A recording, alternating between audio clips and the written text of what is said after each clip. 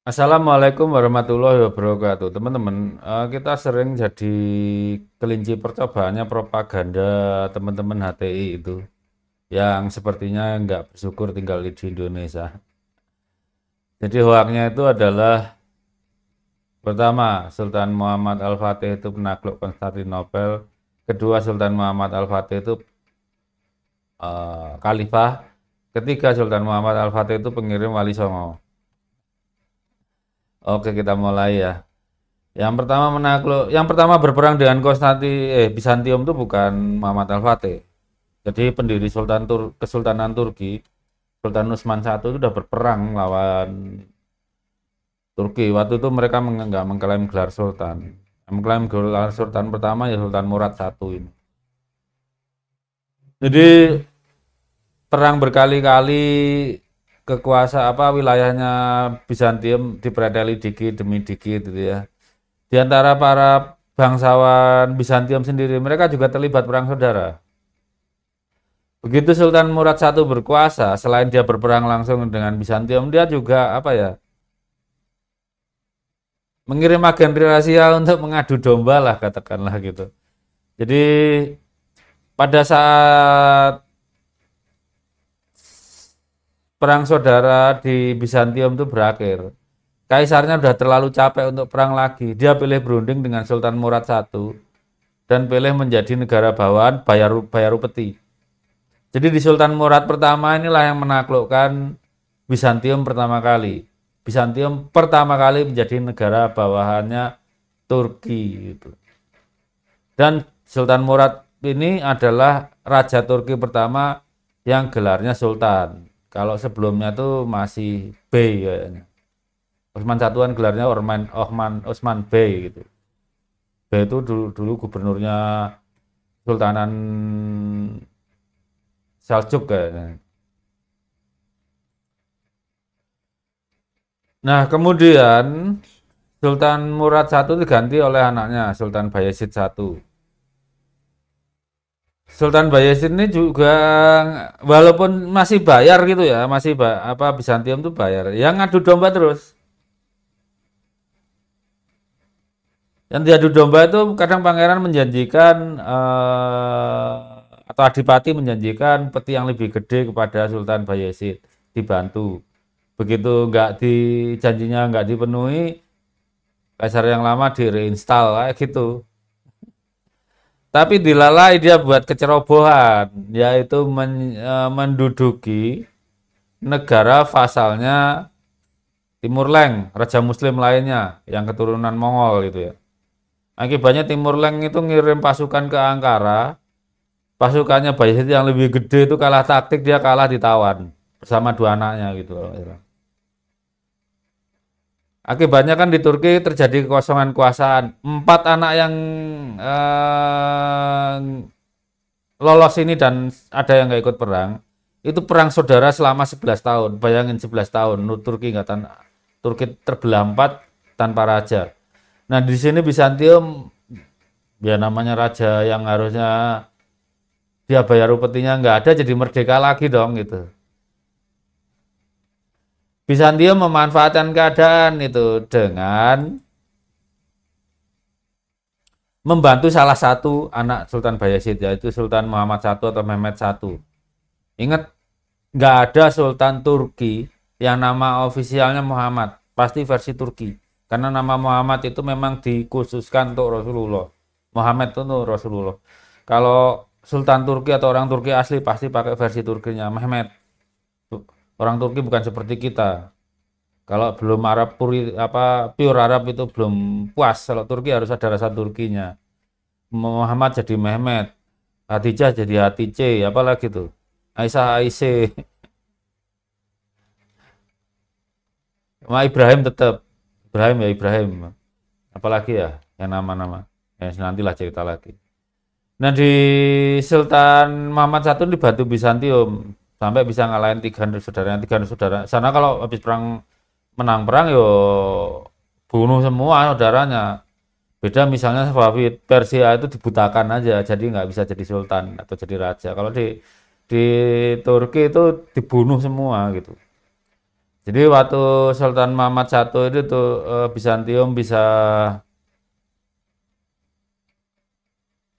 bebas, tidak bayar upeti dan damailah itu. Cincai Sultan dengan Kaisar.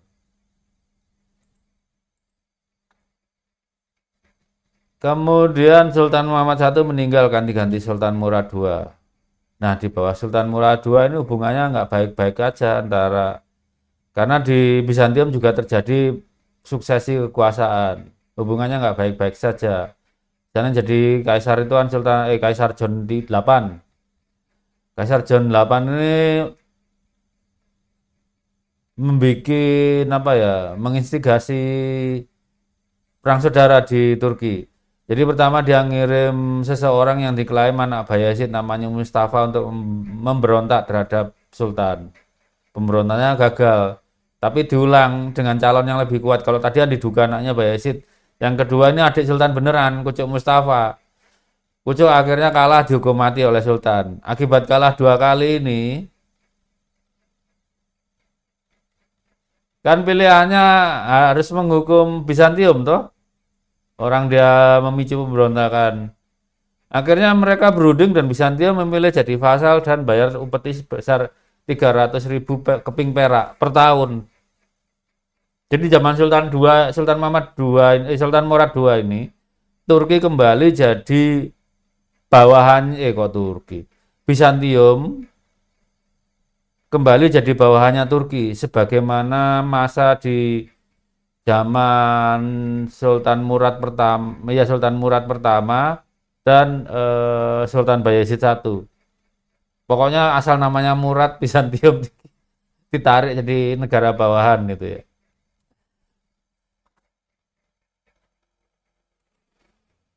Kemudian kan Sultan Murad II itu meninggal. Dia naik tahtanya dua kali Sultan Murad tuh. Jadi pertama naik tahta turun, mungkin pengennya anaknya damai kali anak-anaknya tuh. Jadi dia turun daripada rebutan tahta, peralihan tahtanya dikuasaan.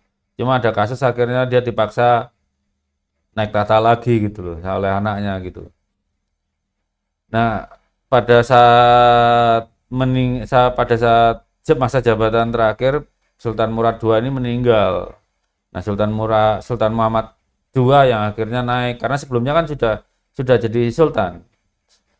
Sultan Muhammad pertama itu naik Sultan Muhammad II itu pertama naik jadi sultan atas kehendak ayahnya, diangkat ayahnya dan ayahnya pensiun. Yang kedua kali ya ayahnya meninggal, terpaksa dia naik gitu kan. Bukan terpaksa, memang disiapkan. Nah, waktu itu ya tentu saja di Bizantium juga mengalami suksesi gitu ya. Tapi yang Kaisar Konstantius salah perhitungan gitu dengan Sultan Muhammad II gitu.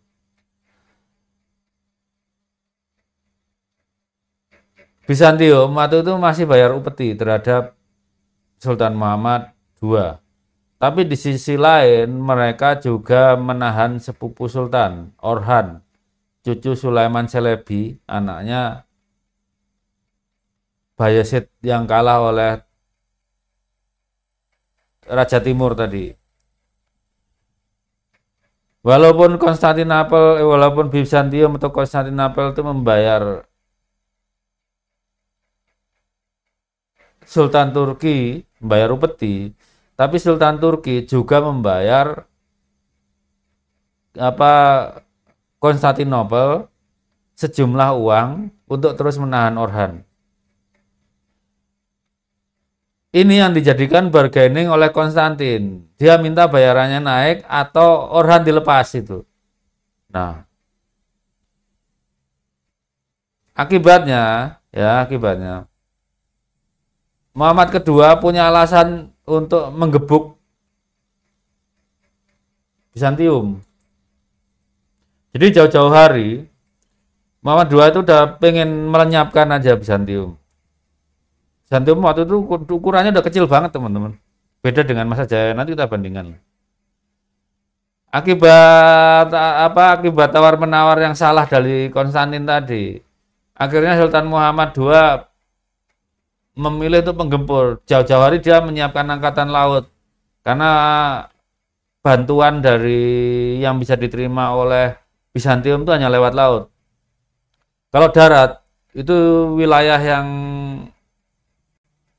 wilayahnya Bizantium sudah dikelilingi oleh Turki semua. Jadi begitu digempur, kalah kan kaisarnya, Konstantin waktu itu nggak bisa temukan, mayatnya bercampur dengan prajuritnya, jadi susah, udah susah dikenali. Kemudian sepupunya Orhan dan anak-anaknya juga dihabisi oleh Sultan Muhammad II. Sultan Muhammad II ini yang memulai tradisi menghabisi saudara tanpa alasan. Nanti saya ceritakan di lain waktu. Yang buat pengagum Sultan Muhammad II, kalau pengen anak-anakmu berantem dengan saudaranya, ya kagumi terus Sultan Muhammad II, di Muhammad Al-Fatih ini.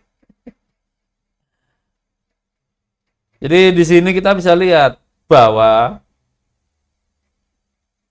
Sultan Muhammad Al-Fatih itu di overglorifikasi oleh cecunguk HTI ini. Seakan-akan dia mengalahkan kekaisaran besar gitu. Padahal enggak, sudah lemah, sudah jadi bawahan. Kayak orang udah lemah tinggal tonjok, tinggal matinya gitu aja sebetulnya. Kita bandingkan ya.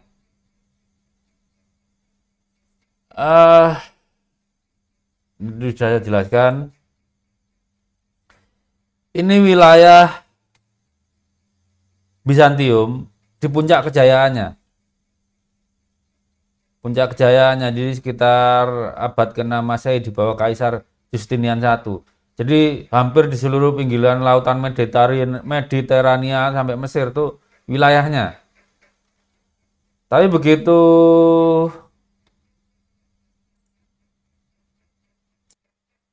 zaman Sultan Murad I itu kuasanya tinggal di sini nih. Tadi kan kuasanya luas sekali, meliputi hampir seluruh negara pantai Laut Mediterania plus Levan, Mesir, sebagian negara-negara yang di mengapit Teluk Arab ya, itu kan wilayahnya Bizantium tuh. Tapi zaman Sultan Murad I habis tinggal segini nih. Udah sangat lemah zaman Murad I itu. Tinggal segini. Apalagi zaman Muhammad I tinggal segini sama segini. Oleh Muhammad II itu yang jauh-jauh hari udah pikir melenyapkan aja. Padahal ini membayar upeti ke Muhammad II kan.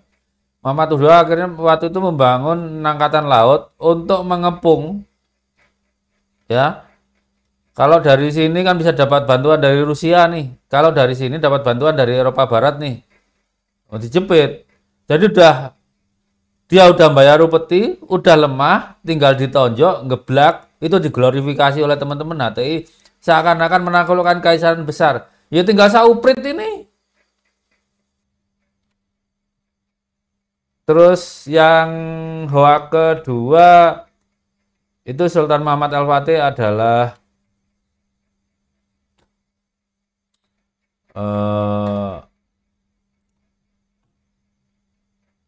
khalifah. Itu juga salah. Khalifah pertama itu adalah cucunya nanti, ayahnya Sultan Sulaiman Al-Kanuni. Jadi Sultan Muhammad Al-Fatih tidak pernah mengklaim dirinya sebagai khalifah.